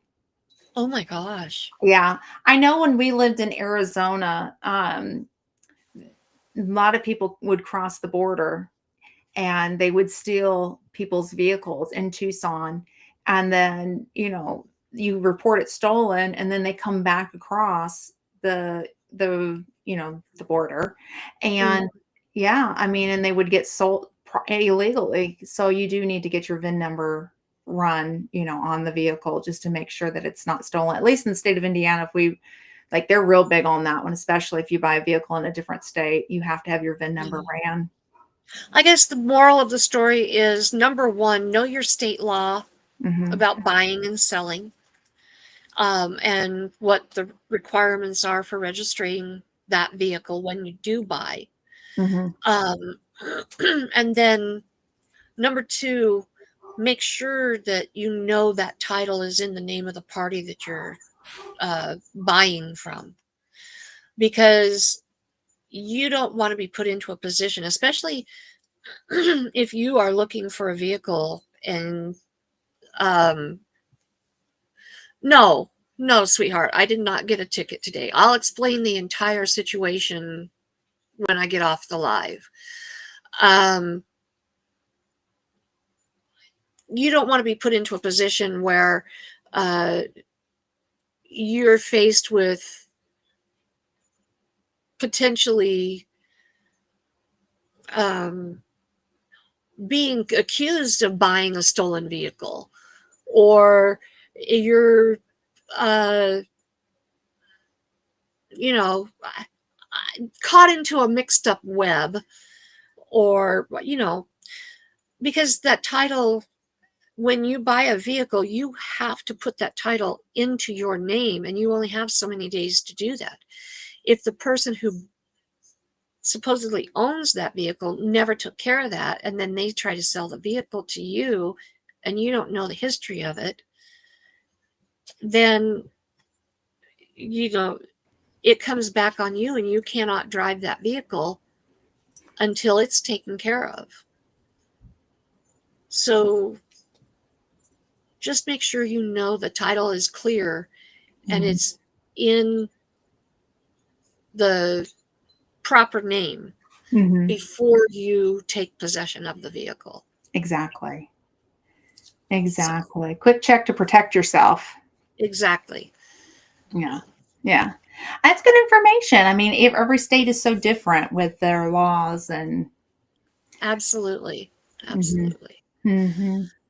I don't want to go into the entire story. I just want you guys to know that It's going to be good, though. It's going to work. It is. That's the good news. And we ended up actually in the long run getting the vehicle for less, because the guy that sold it to me really went out of his way to make things right with us. I was really impressed with that part of it, because they don't have to do any of that. It can be, well, they don't. You're just going to have to now wait and blah, blah, blah. Instead, this guy has morals, and I was prepared to go in there when Logan got home and rip him a new one. And I was going to record the conversation, and I was ready with both barrels. It sounds like God was ahead of that one. He was ahead of it. Calm him immediately, because I wanted to calm down. Yeah. I wanted to make sure that I didn't do or say anything that was wrong. Right. And I was, in my own way, the best that I could, with being totally humiliated and angered and frustrated. I was praying the best that I could. Yeah. Because I was like, okay, God, I don't know what to do. I don't know how to handle this. I don't know. Did I just lose this band that I absolutely love? And did I make a mistake? that would be one of my thoughts. Did I mess this up? Exactly. Yeah. Oh. And this whole time, he was already orchestrating the entire thing. Yep. And so, that comment right there. You were going to give them karma.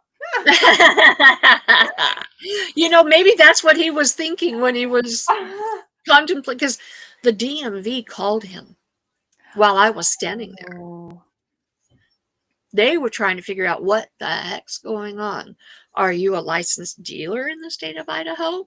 Yeah, because there are Uh, things called lemon laws, and mhm. this can get backed out, and you could be in some serious trouble. But that's And not what it was about, though. no, no, no, no, no, But no, they no. probably put Because the it's not a fear in them. lemon. Trust me, it's not Yeah, a it's lemon. probably it's yeah, but still, they probably so that pickup still a go. I don't know. Oh my. I Oh, think I don't know. I think what you got will work its way out, and I think you are good to go. It sounds like God was right ahead of that, and He's gonna work Yeah, that whole thing out. And yeah, that's a I good don't know. thing. Once bitten, twice shy Yeah, is how I feel right now. yeah, yeah, yeah. But I don't know. We'll have to do some talking.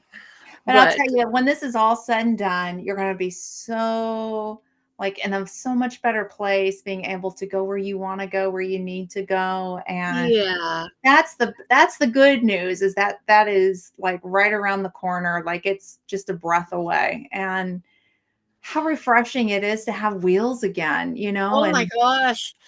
And and one I know is going to keel over on me any moment. right. Right. And you're like, listen, I can go to the grocery store. I can go somewhere and take a walk. I can go run errands. I can do what I need to do. It's Yeah, exactly. And I don't have to worry if I'm not out at the farm, at yeah, the zoo, by the time he gets off work at 4 o'clock. because he can drive himself home. Exactly. And like last night, I wasn't home when he got home from work, and it was no big deal because he was already home. Yeah. I'll tell you, that's something I miss about not it's okay, but I miss that about Sir Grace. I miss the days where it was like, you got your own vehicle, you can drive yourself around. Right. When he turned his license in, man, I cried like a baby. But I bet. but at the same time, I was super proud of him for his bravery and You honesty. know, that takes For a man, it takes courage, and they have to go through a grieving process. and he did, but he was not crying. And it frustrated me because I thought that the VA would have said, turn your license in. They diagnosed him legally blind. And Sir Grace was like, he had already gone through that grieving because of his vision changes. Like it didn't happen with impact on the brain injury, it happened as a late effect.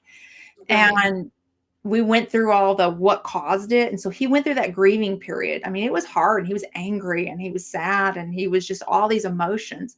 But the day that he took his license in, he wasn't the one crying. It was me. I'm like, I'm gonna miss this, had gotten so used to that. You can go on, go do your own thing, and I'll see you later. You know what I mean? And having two vehicles, so ate it up for me because I missed it. But I had to go through my own thing Well, too. he gave it up so he could have his own personal chauffeur. I know. You know what's funny? I was telling, oh, thank you, Lori. I was telling his sister, I said, the good thing about Sir Grace being legally blind is that he can't see the way that I drive. And so he doesn't know like what's going on, going down the road, and he's all at peace. Except for yesterday when I was backing in and I almost hit my mailbox and I slammed the brake and he went like that. And he goes, what? And I went, I almost hit the mailbox backing in. And he looked at me, he goes, who is legally blind? I'm like, I know. Oh, have I ever gone through the power of attorney process? I didn't, well, when Ronson was 15, 16, somewhere in there, I looked into guardianship Oh, with yeah. him, Mhm. but I never had the money to do it. And then He turned 18, so I didn't have any recourse or option, and really he didn't need me to do that. So there are ways you can do power of attorney yourself. There are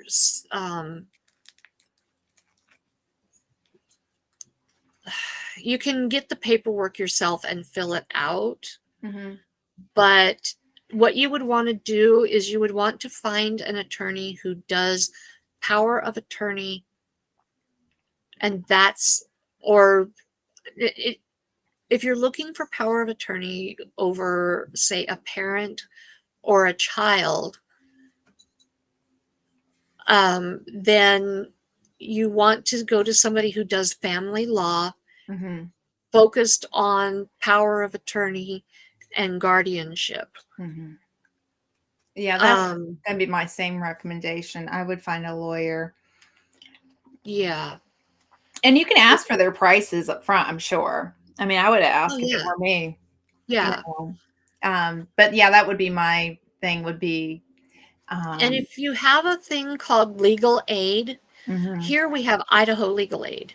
mm, If you have a program called legal aid, mhm, you may possibly, legal aid goes primarily based on your income, and they can sometimes find you either a prorated or a pro bono attorney who deals with family law, mhm. or they can direct you to um, an attorney who does that.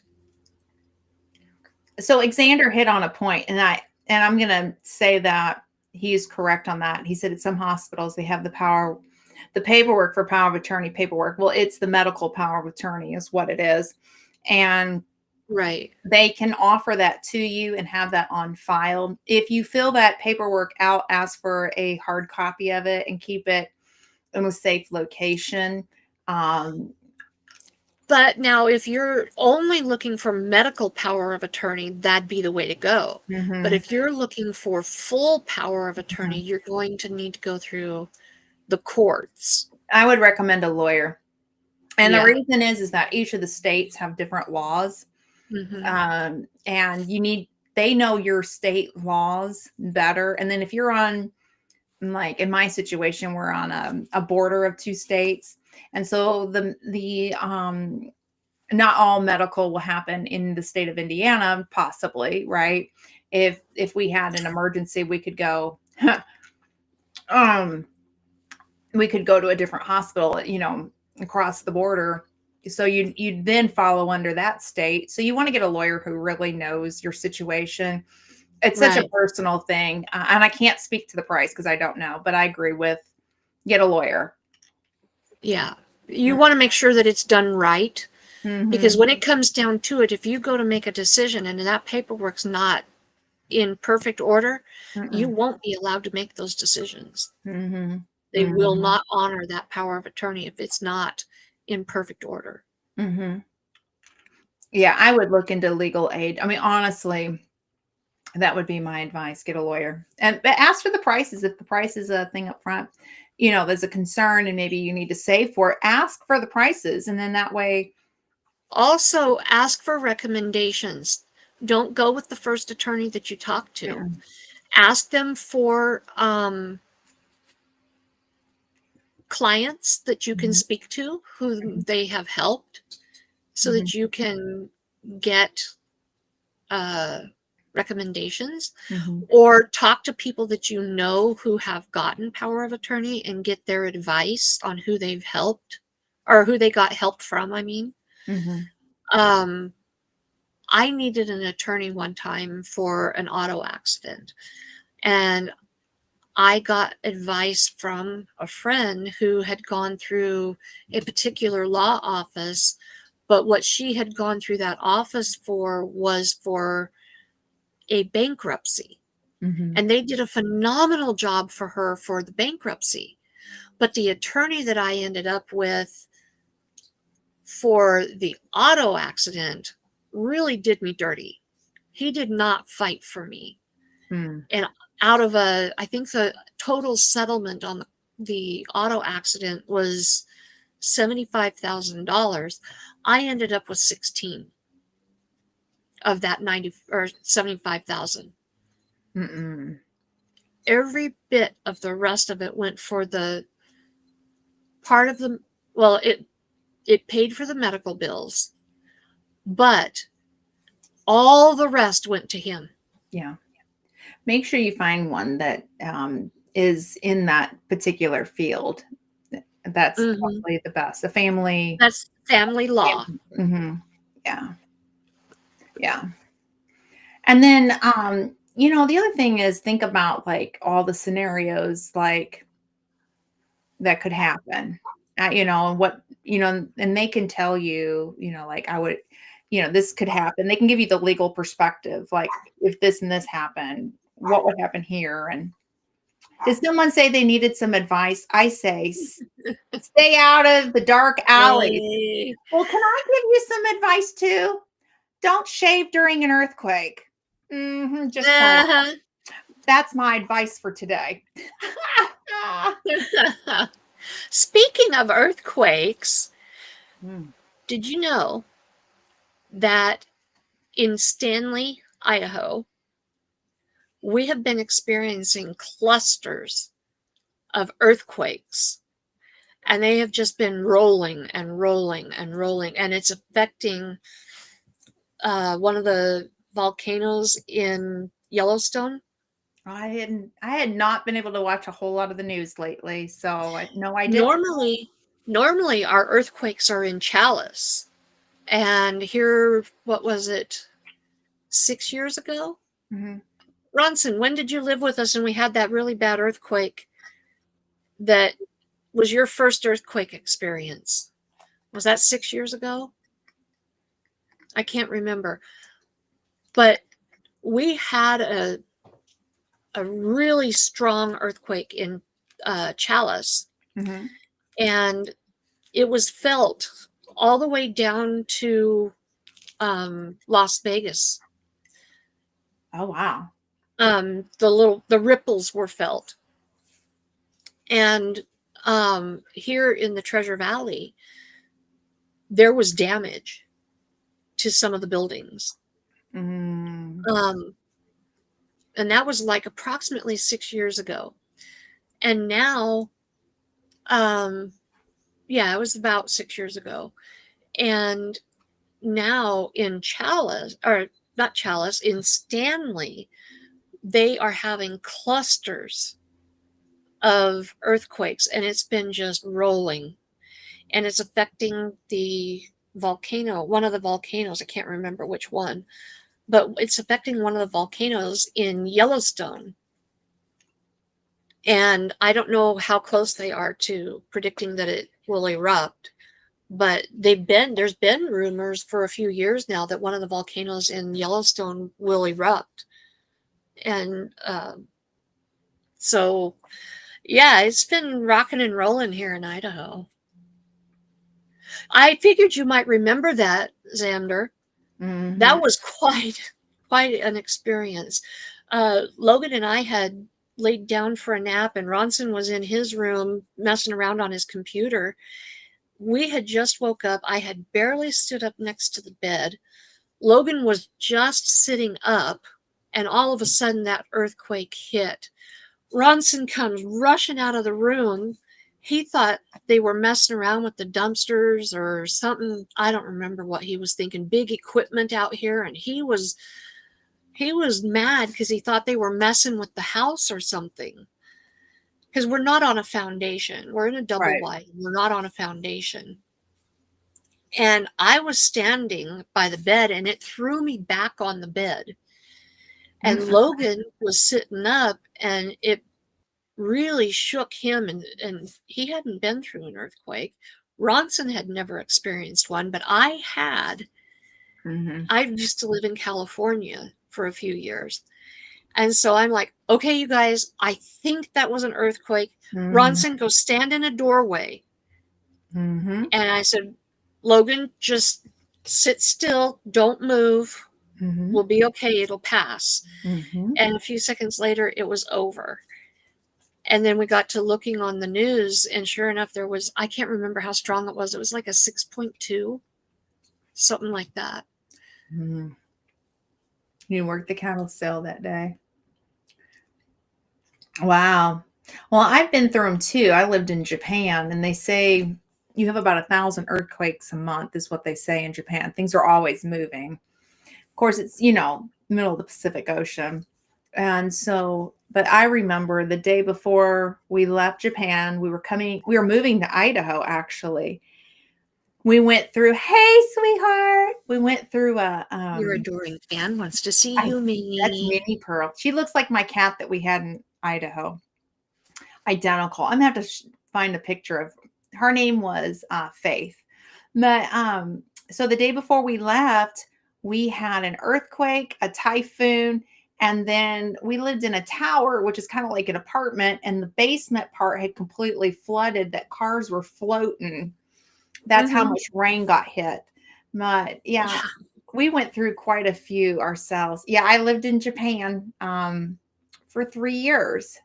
And I loved Japan. I have to say, I'm from a small town. I was a military brat, but my mom moved us to Indiana where my grandfather pastored a church. She lived And in Idaho for a while I lived too. in Idaho too. So my husband was in the military. So that let me fill that little blank in, because I didn't just like pick up and move just because. I wish I could Well, say I don't you did, destroy but that. no, the military took us to Japan. And so I moved from small town USA to world's largest city. And I hated the first 6 months of living in Japan. I thought that they didn't know how to speak English. It was too crowded. I mean, when I say crowded, you're up on your tippy toes when you take the trains around. Um, and the smells were awful. And I mean, oh, but I had to make a choice. I had 2.5 years left. Am I going to sit in the mully grub, or am I going to get out and really enjoy it? Because my grandfather loved Japan. He was stationed there after the bombing. And so I decided I'm going to have to make myself get out. And I got out into the culture, and I started teaching English in my home, and really just kind of immersing myself into their culture. And I ended up loving it. I loved the people. I never once was scared. I would go into downtown Tokyo all the time by myself. I even took my then newborn baby down with me. I'd get lost, and people were so kind. I'd ask them how to get back to the train, and so people were so, like, I don't know. That was it ended up being this, I will say to this day, out of all of the countries I've lived in, including the United States, this is going to be controversial, so hold on. It was the safest country I have ever lived in. And Mm-hmm. I would go back in a heartbeat. In fact, one of these days, I'd like to take 2 of my kiddos back to Japan, um, and let them see where they were lived at once upon a time. And but yeah, I loved it. I loved everything about the culture. Konnichiwa. Yep. And so anyhow, but yeah, you've always wanted to go. I highly recommend, if you ever get the opportunity to do it, to go, but don't just go into Tokyo. Get on the train and go see the area. Go like to the mall. It's kind of interesting because the malls are different. We went into they have Tokyo Tower, and they have the temples. They have festivals. The Cherry Blossom Festival. It's like pink snow. I can't describe it any other way. It's like pink snow coming down. So yeah. Okay, let me know if I win. I'll come back into town. Yeah, I don't have time to stop. you, I think, yeah. So yep, konnichiwa. So my grandfather got mad at me because I only learned Skoshi. Um, just Skoshi, just enough. Sorry, Glenda, you'll need to take a plane or ship. Heartbeats don't go that way. I know. It's a 13-hour flight from Chicago to Narita. Yeah. I have nothing but kind things to say about Japan. I mean, it's totally different. I mean, and yeah, I don't know. I thought it was cool. I really enjoyed it, and I miss living over there. I genuinely do. And then I also lived in England as well. That one was kind of hard on me. That I was want to go. There's a little town called Leighton Buzzard, okay. and I want to go there Okay. Okay. in England. Okay. I lived in if anybody's familiar with England, I lived in Suffolk. It's Suffolk. If you say it the way it's written, it's Suffolk, Right. but it's Suffolk. And I miss my church there. We had a really nice little church. Um, and I took my American minivan that I bought in Idaho to England, and I drove that all over on these little roads. So, and before GPS, my sister came over and stayed with me. Sir Grace had a trip that he had to take. And so we would we'd make lunch for the kiddos and then get one of those off grid GPS because that's all we had, the off grid GPS. There was none of this with the phone. Yeah. That was before cell phones. And we would go get lost in England. And we had some pretty fun adventures. But I had a hard time with it, maybe because of the timing that we were there. We were there post 9/11 and then for the Iraq War kickoff. And then we were there my mom and I and my youngest were supposed to be in London on the day of the attack in London in 2005. We had actually planned on going to London that day. That was going to be our big bus tour. We were going to go see Ben. We were going to go see Kensington Palace. We were going to take the tube and do all that, right?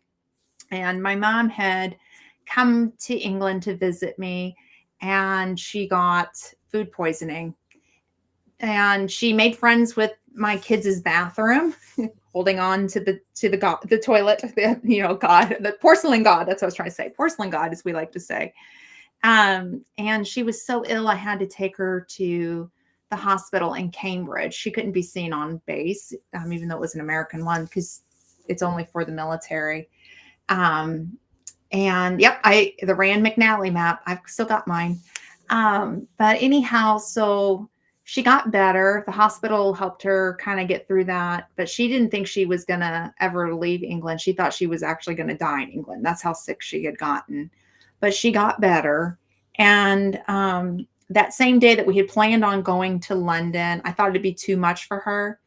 And a friend of mine from church said, well, your mom didn't get a proper English experience. Would you like to come to my house for tea? And I'm like, yes, I would love to come to your house for tea because I know what tea time is about, right? And I thought that'd be like the perfect English experience. She made Right. scones from scratch. She made clotted cream from scratch. She had the tea sandwiches, and she had, her little tea kettle set up, and such a lovely, I miss her. She was a very dear friend of mine. I still get to talk to her from time to time. So we went to her house for tea, and then she had already had exchanged her money over into the British pound. And she said, why don't we go grocery shopping on the way home? I need to spend all this money. I have way too much. Can you use some groceries, Glinda? I'm like, yes. She goes, I'm not going to turn that back in. So darn it, we went grocery shopping. We went to Tesco in the village that we used to live in. I took her and I showed her where I used to live at. Clotted cream, yes, right, Xander? You have got to try clotted cream if you've never heard of it. But anyhow, so we get back to the installation that we were stationed at, and they had the dogs out. They had the firearms out. They had the Jeeps out. They had all of the military stuff out. And then they're all dressed up, if you know what I mean. Like, it's serious. Like, we are in trouble, serious, right? And I'm like, oh, Mom, they're just doing their exercise. We're fine. And my mom's sitting in the chair and she's doing like this. And I said, Mother, sit up, give me your passport, give me your ID. We're fine. And my mom's like, Glenda, something's wrong. Glenda, something's wrong. Glenda, something's wrong. Something's wrong. I'm like, Mother, we're fine. Knock it off. We're just going home. And I get home, and again, no cell phone. So my old fashioned answering machine, where you push the button and you listen to all the messages. Uh-huh. I had at least 20 messages in a row. Glenda, please tell me you didn't go to London. Please tell me you didn't go to London. And some of them were friends that knew that we were supposed to be in London that day. Most of them were Sir Grace. So I called Sir Grace first. I went, honey, I didn't go to London. We went to her name, House for Tea, and then we went to Tesco. What is going on?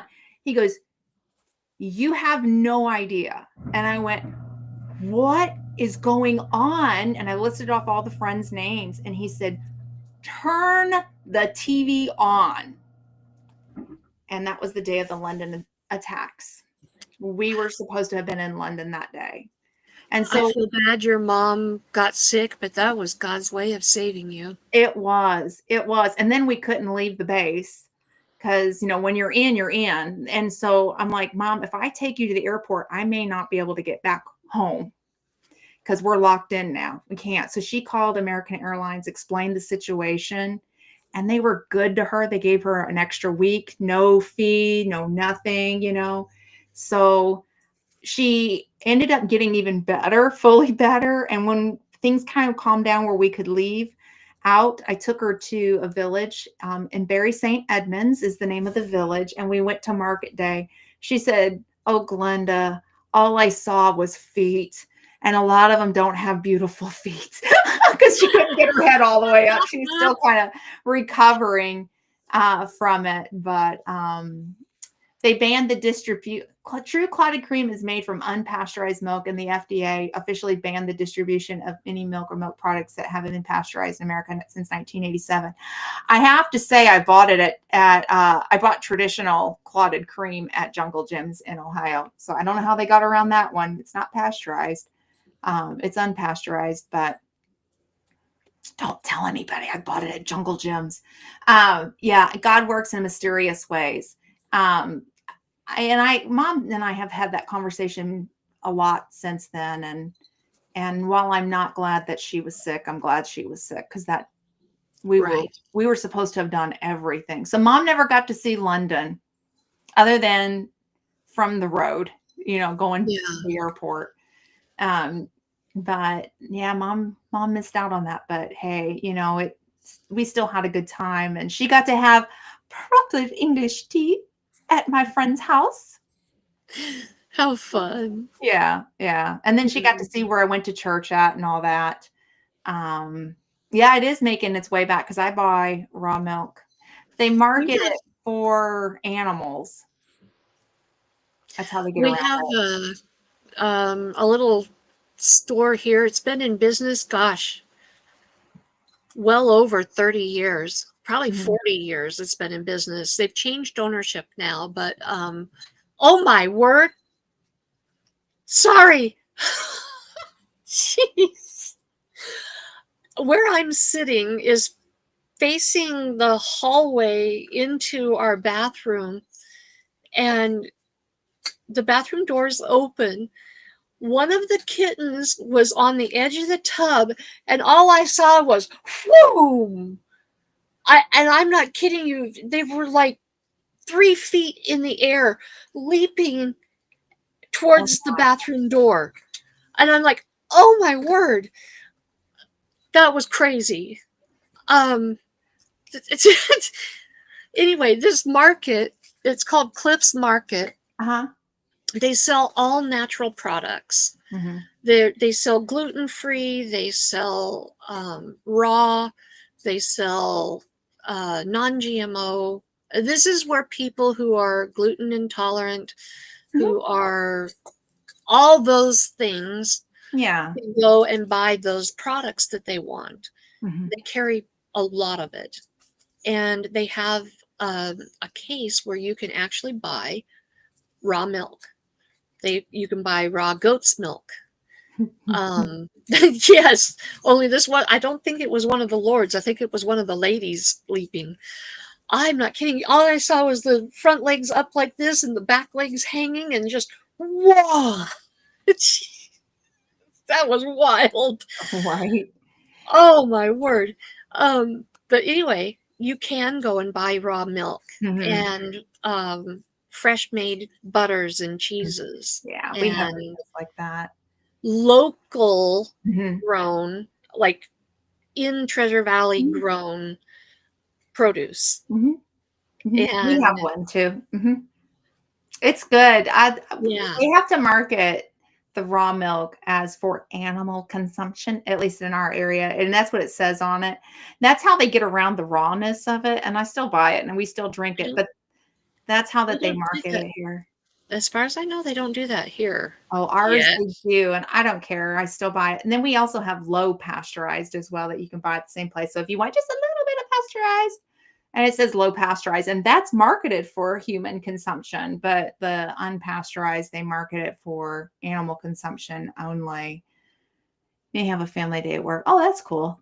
I'm sorry, I have to like this cracked me up. So I'm gonna back it up just a little bit. So Jesse said the reason that clotted cream is made with unpasteurized milk is that the natural unmodified structure of the fat helps it to clot, which occurs when the cream separates from the whey. And let me just say, it's like really good. It's really hard to describe what clotted cream is unless you have it. But you put it with a little bit of jam and on a scone, and a scone is like a biscuit, and Mhm. so good. And this is what was cracking me up. I'm like, I'm getting hungry, and I'm thinking, it's like it's a 2.5 hour drive to Jungle Gyms. Maybe I just need to make a stop out there. And if you don't know what Jungle Gyms is, you've not been to Cincinnati. I'm just saying. There are two of Nope, never them. been. It I've is. heard. It blows your mind away. It is the kind. It is a grocery store. It's an international grocery store. Okay. There's two locations in the Cincinnati area. Um, if you ever go or you know somebody who's going, please advise them to put good walking shoes on because you're going to be in there all day. It is like that big of a grocery store. I'm Oh not wow. lying. I'm not lying. My mom took me like 12 years So ago. do you have to have a driver's license to use their carts? Maybe. I don't know. No, I don't know. They have the carts that you can get around, but if you're walking, you want good shoes. First time I went, my mom was trying to throw me off, and she was like, I said, "Where were you taking us?" And she'd give us clues, and none of the clues ever added up. Like Simon and Garfunkel was one of her clues. I'm like, how do you come with that? And the point was that it's a crazy place. Like she had like hearts. You got to figure out like there's hearts or there's like spaceships, and like she was coming up with all these crazy things like clues that did not add up. Uh-huh. Well, that explains this grocery store. It's crazy. It's mind-boggling. Every country is represented in some way, shape, or form and with their foods in this grocery store. Something. There's a Japan section, there's a China section, there's a Italy section, Xander. There is Scottish, there's Irish, there's, you name it, it's there. You can find it. And then they have the American part too. Mm-hmm. Um, I am not kidding. It is such a big place. But what was funny was the first time I went to the old location, not the new. I need to go to the new one. I've never been to that one. I've just been to the old one because that's closest to me.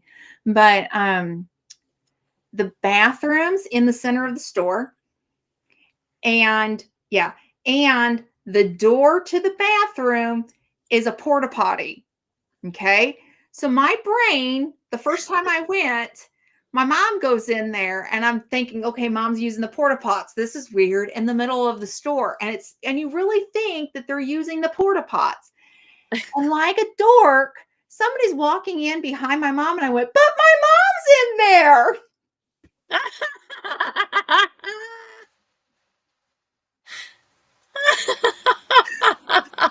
I thought this lady was opening the bathroom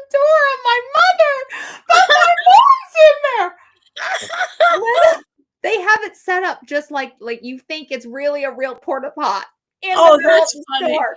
And all it is it's the doors. Someday I'm gonna have to go back and video this and show you. And then in between the men's and the women's bathroom, they have like an old-fashioned outhouse where you can sit on it Uh-huh. and take your pictures. Uh-huh. It is funny, but they So have what did the lady say? nothing. She probably thought I was an idiot going in. Mom, my mom's in there. Not a darn tootin' thing.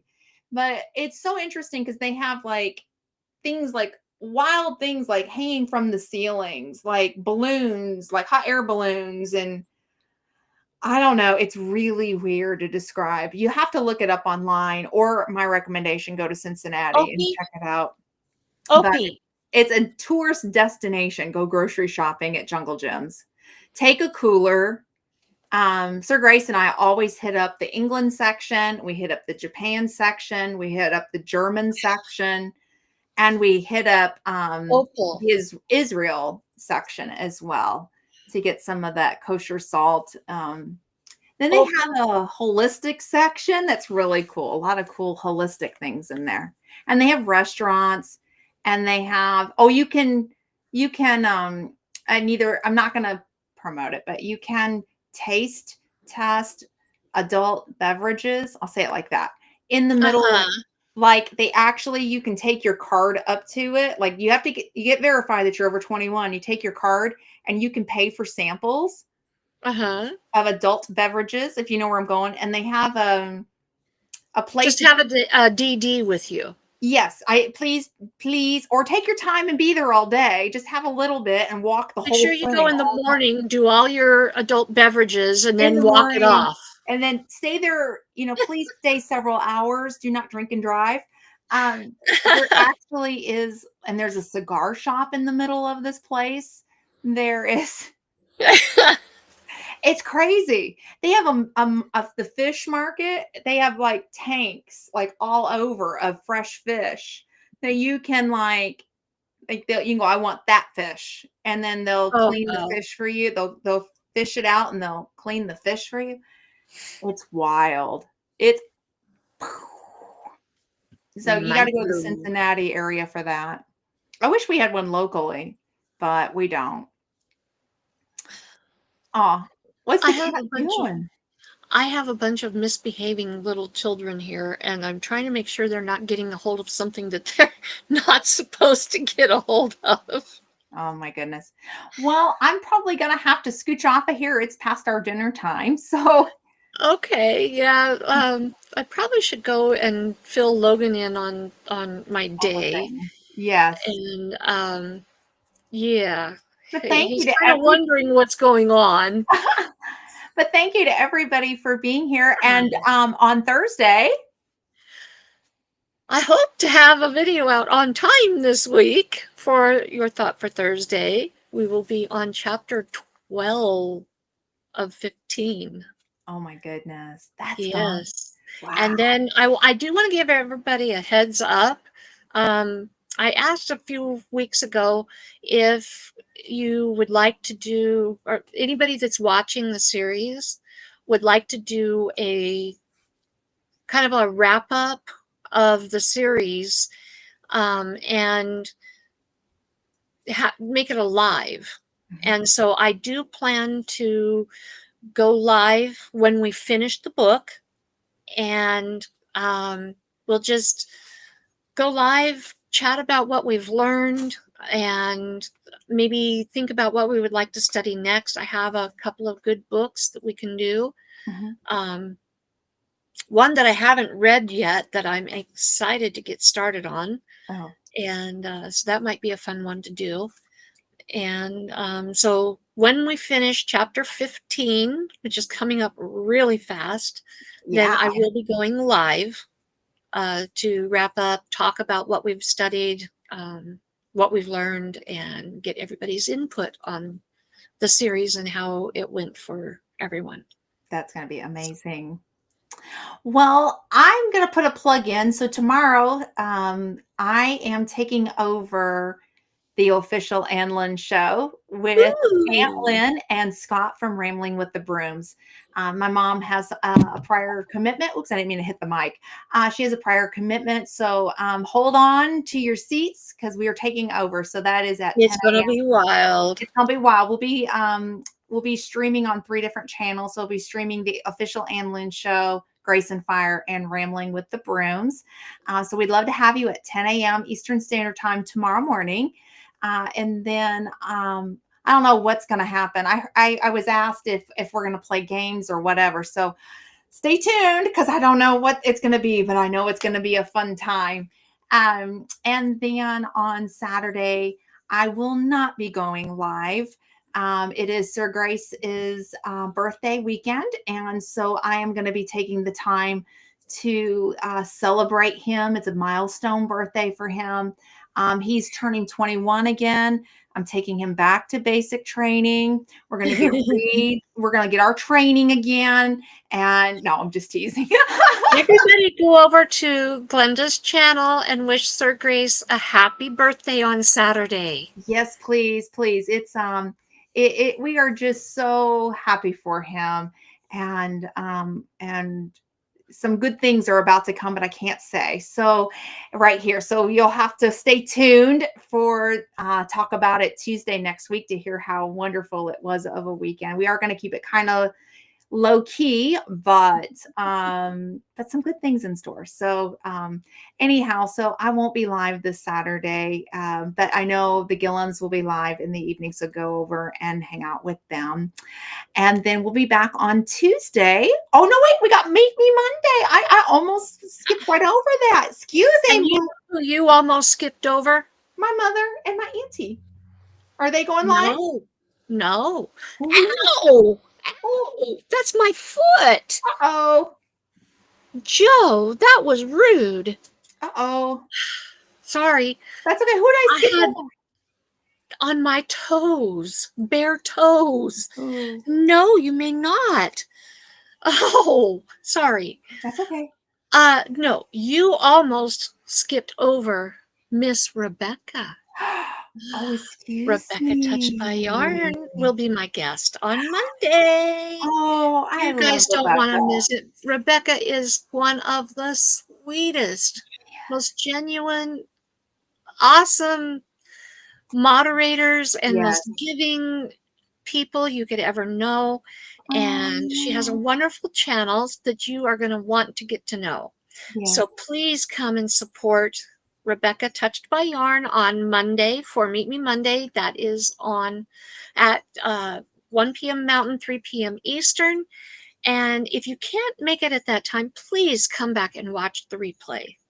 Yeah, which is what I did. We sat in bed and watched Alfonso last night. So, yes, please go back and watch. And then we'll be back next week, same time, same place for Talk About It Tuesday at 3 p.m. Mountain Time and 5 5 p.m. p.m. Eastern.